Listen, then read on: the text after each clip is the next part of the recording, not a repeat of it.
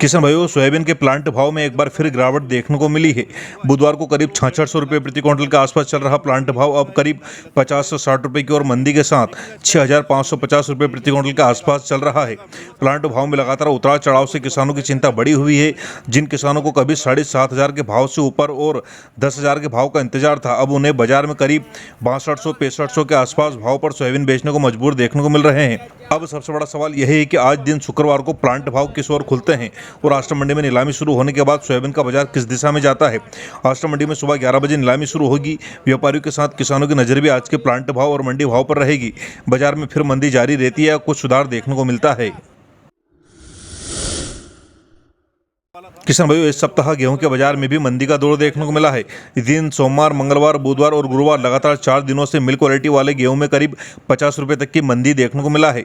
वहीं अन्य किस्मों के गेहूं में भी बाजार कुछ कमजोर हुआ है। हालांकि सुजाता, सरबती और हर्षिता जैसी खाने वाली गेहूं की वैरायटियों में अच्छी तेजी देखने को मिला। कल के भाव की बात करें तो बेहतर गुणवत्ता वाला सरबती 5,955 रुपये प्रति क्विंटल तक बिका, यानी 45 रुपये कम 6,000। वही हर्षिता गेहूं का भाव 3700 रुपये प्रति क्विंटल तक पहुंचा। अब नजर आज दिन शुक्रवार के बाजार पर रहेगी। सबसे बड़ा सवाल है कि मिल्क क्वालिटी और अन्य किस्मों में मंदी का सिलसिला जारी रहता है या बाजार कुछ सुधार देखने को मिलता है। राष्ट्र मंडी में 11 बजे नीलामी शुरू होगी। किसानों और व्यापारी की नजर आज की नीलामी पर रहेगी। मध्य प्रदेश के सीहोर में पंडित मिश्रा की कावड़ यात्रा को देखते हुए 23 से 25 अगस्त तक यातायात व्यवस्था में बदलाव किया गया है। कावड़ यात्रा 25 अगस्त को सीवन नदी सीहोर से कुबरेश्वर धाम निकलेगी। इस दौरान भोपाल से ब्यावरा होते हुए इंदौर जाने वाले वाहनों को डाइवर्ट रूप से भेजा जाएगा और वापसी के लिए भी निर्धारित विकल्प मार्ग का इस्तेमाल करना होगा।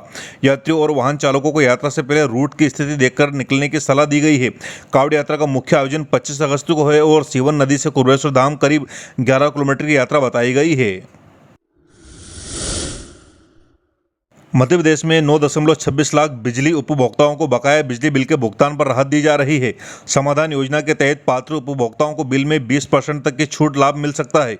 इस योजना खासतौर पर बकाया बिजली वाले पात्र उपभोक्ताओं के लिए है।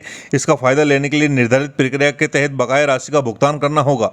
योजना की शर्तों के अनुसार छूट का लाभ उपभोक्ता की श्रेणी और भुगतान की स्थिति पर निर्भर रहेगा। मध्य प्रदेश के सरकारी स्कूलों में कार्यरत करीब 1.5 लाख शिक्षकों के लिए टीईटी को लेकर बड़ा अपडेट सामने आया है। डीपीआई की ओर से शिक्षकों को टीईटी की पात्रता हासिल करने के लिए निर्धारित समय सीमा में परीक्षा पास करने के निर्देश दिए गए हैं। रिपोर्ट के अनुसार टीईटी पास नहीं करने वाले शिक्षकों को सेवा पर असर पड़ सकता है। यह मामला सुप्रीम कोर्ट के टीईटी अनिवार्यता संबंधित निर्देशों से जुड़ा है। वहीं एमपी टीईटी 2026 के लिए आवेदन 21 अगस्त 2026 से शुरू होने की जानकारी सामने आई है और परीक्षा 12 अक्टूबर 2026 से प्रस्तावित होगी। सीबीएसई की कक्षा 9वीं में 3 भाषाएं अनिवार्य करने की नीति पर सुप्रीम कोर्ट ने कहा है कि बच्चों पर किसी तरह का अनावश्यक दबाव नहीं पड़ना चाहिए। कोर्ट ने सीबीएसई और केंद्र से इस व्यवस्था को लेकर ऐसा समाधान तलाशने को कहा है जिससे विद्यार्थियों पर अतिरिक्त बोझ न आए। सीबीएसई की नई व्यवस्था के तहत 1 जुलाई 2026 से कक्षा 9 में 3 भाषाएं पढ़ना जरूरी किया गया है। इनमें कम से कम 2 भाषा भारतीय होना जरूरी है। विदेशी भाषा तीसरी भाषा के रूप में ली जा सकती है, लेकिन इसके लिए 2 भारतीय भाषाओं का अध्ययन जरूरी है। सीबीएसई ने यह भी स्पष्ट किया है कि तीसरी भाषा यानी R3 के लिए कक्षा 10वीं में बोर्ड परीक्षा नहीं होगी, बल्कि इसका मूल्यांकन स्कूल स्तर पर होगा। R3 के कारण किसी विद्यार्थी को कक्षा 10वीं के बोर्ड परीक्षा में बैठने से नहीं रोका जा सकता है। मध्य प्रदेश के मैहर में मुख्यमंत्री डॉक्टर मोहन यादव ने 256 करोड़ से अधिक की लागत के 25 विकास कार्यों का लोकार्पण और भूमि पूजन किया। इनमें मां शारदा लोक के पहले चरण का भूमि पूजन भी शामिल है। मां शारदा लोक के पहले चरण के निर्माण पर करीब 9 करोड़ खर्च किए जाएंगे। इसके साथ ही सड़क, शिक्षा, जल संरक्षण, सिंचाई और अन्य बुनियादी सुविधाओं से जुड़े कई प्रोजेक्ट भी शुरू किए गए हैं। मुख्यमंत्री ने करीब 54 करोड़ की धनवाही माइक्रो सिंचाई परियोजना का भी भूमि पूजन किया। इसमें लगभग 3,500 हेक्टेयर जमीन को सिंचाई सुविधा मिलने की उम्मीद है।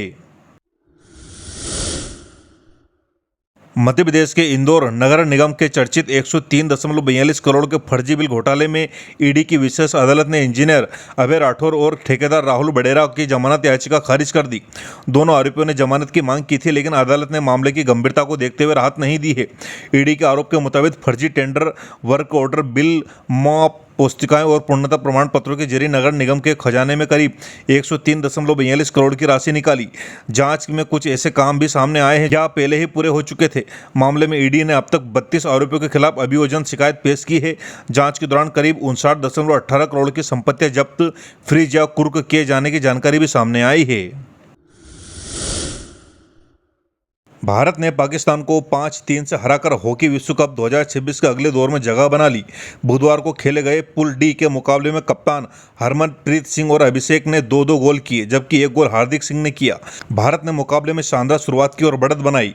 पाकिस्तान ने वापसी की कोशिश की, लेकिन भारतीय टीम ने दबाव कायम रखते हुए 5-3 से मुकाबला अपने नाम किया। इस जीत के साथ भारत पूल डी में दूसरे स्थान पर रहा और अगले चरण में पहुंच गया। अब भारत का अगला मुकाबला 21 अगस्त से शुरू होने वाले दूसरे चरण में होगा। कप्तान हरमनप्रीत सिंह ने जीत के बावजूद टीम की कुछ गलतियों को सुधारने की जरूरत बताई है।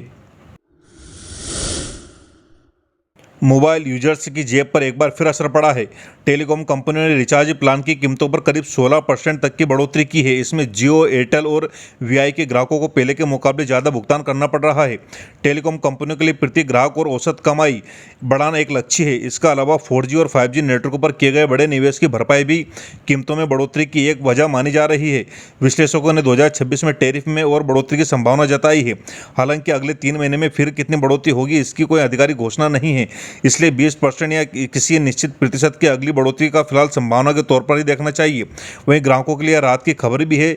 जियो ने 300 रुपये का जियो प्राइम सदस्यता शुरू की है, जिसके जरिए 299 वाले प्लान का लाभ 1 साल तक जारी रखने की बात कही गई है। यह सुविधा 20 अगस्त से उपलब्ध होने की जानकारी सामने आई है।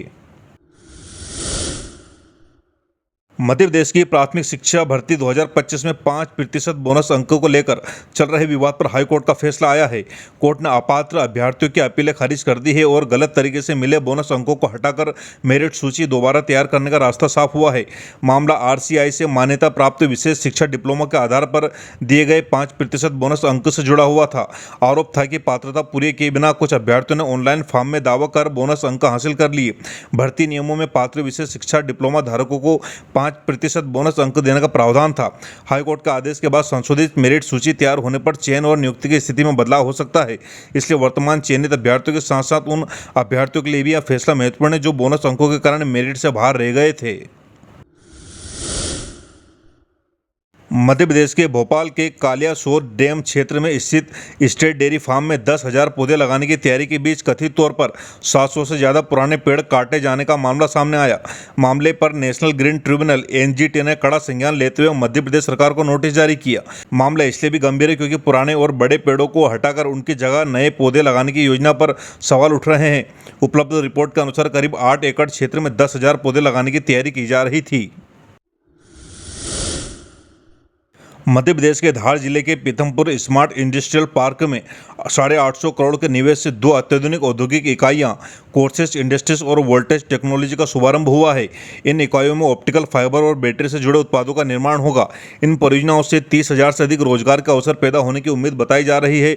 डॉक्टर मुख्यमंत्री मोहन यादव ने कहा है कि आधुनिक तकनीकी आधारित उद्योग से प्रदेश युवाओं को रोजगार के साथ तकनीकी प्रशिक्षण के अवसर भी मिलेंगे। आज है 21 अगस्त। इस तारीख से भारत और विश्व इतिहास की कई महत्वपूर्ण घटनाएं जुड़ी है। 21 अगस्त 1972 भारत की संसद ने वन्य जीव संरक्षण अधिनियम पारित किया। यह कानून वन्य जीवों के संरक्षण की दिशा में बड़ा कदम था। 21 अगस्त 1988 भारत नेपाल सीमा क्षेत्र में शक्तिशाली भूकंप आया, जिसमें बड़ी संख्या में लोगों की जान गई। 21 अगस्त 2006 प्रसिद्ध सेनाई वादक और भारत रत्न उस्ताद बिस्मिल्लाह खान का निधन हुआ था। 21 अगस्त 2008 भारत ने चंद्रमा मिशन के लिए नासा के साथ सहयोग किया। इसी वर्ष चंद्रयान 1 मिशन लॉन्च हुआ। 21 अगस्त 1911 पेरिस के लूव्र संग्रहालय से मोनालिसा की चोरी हुई पेंटिंग करीब 2 साल बाद इटली में बरामद हुई। 21 अगस्त 1959 हवाई अमेरिका का 50वां राज्य बना। 21 अगस्त 1986 कैमरून की लेक न्यूस में जहरीली कार्बन डाइऑक्साइड गैस निकलने से लगभग 1700 से 1800 लोगों की मौत हुई। 21 अगस्त 1991 लातविया ने सोवियत संघ से पूर्ण स्वतंत्रता बहाल करने की घोषणा की। 21 अगस्त 1993 नासा का मार्स ऑब्जर्वर अंतरिक्ष यान मंगल की ओर जाते समय संपर्क से बाहर हो गया। 21 अगस्त 1986 जमैका के महान धावक हुसैन बोल्ट का जन्म हुआ है।